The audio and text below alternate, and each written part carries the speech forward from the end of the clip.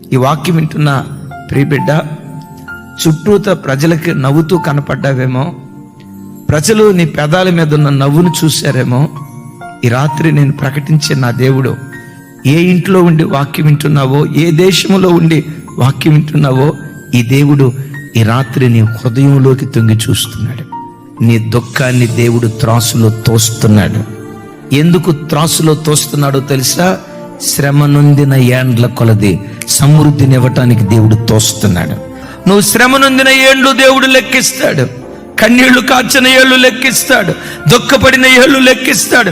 నా బ్రతికేంటి ఎలా అయిపోయిందని రొమ్ము కొట్టుకుంటూ ఏడ్చిన దినాలు దేవుడు లెక్కిస్తాడు.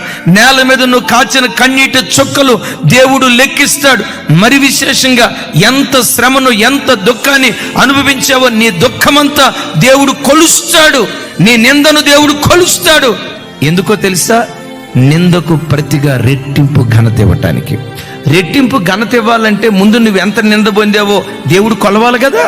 అందుకనే ఈ రాత్రి వాక్యం వింటున్నా ఎలారా, నీ దుఃఖం వ్యర్థం కాదు, నీ కన్నీళ్ళు వ్యర్థం కాదు, నీ ప్రయాసం వ్యర్థం కాదు. గుండెల్లో దుఃఖ సముద్రం పెళ్ళుబుకుతూ చుట్టూతో వాళ్ళు చూస్తే ఏమనుకుంటారోనని నోట్లో గొడ్డ అడ్డం పెట్టుకొని, నోట్లో బట్ట కుక్కుని కుమిలి కుమిలి ఏడుస్తున్నావేమో. శుభవార్త, నీ దుఃఖాన్ని త్రాసులో తోస్తున్నాడు. యోబు దుఃఖాన్ని త్రాసులో తూసి రెండంతల ఘనత యోబుకి ఇవ్వలేదా? యోబు జీవితంలో దేవుడే కార్యం చేశాడు. ఈ రాత్రి వాక్యం వింటున్న నీ బ్రతుకులో కూడా నీ దుఃఖ దినాలు సమాప్తం చేసి నీ దుఃఖానికి ప్రతుగా రెండంతల ఆశీర్వాదం దేవుడు అనుగ్రహించును గాక. Download ShareChat.